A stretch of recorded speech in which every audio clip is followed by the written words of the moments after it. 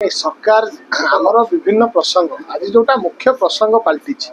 अभी जिते धान लिफ्ट हो बर्तमान से सीजन से सरकार प्रतिश्रुति देते एक सरकार कटनी छटनी करियो नाही।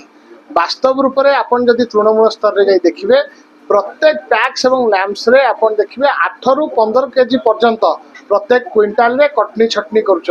आउ गोटे विजु जनता दल प्रमुख दाबी थिला असमय जो वर्षा है अनसीजनाल जो रेन है से जो क्षयक्षति आकलन जो भाई भाव कले से सठिक भाव आकलन कले जहाँद्वारा कि चाषी मैंने आज जो इंश्योरेंस पैसा पाइबार वंचित होती सरकार ठीक भाव आसेसमेंट कले जो भाई भाव नीति निर्धारण कले से चाषी कूल कौन भाव लाभवान हबार किसी परिलक्षित है। यही सब प्रसंग को नहीं विजु जनता दल आज स्वर उत्तोलन करथिला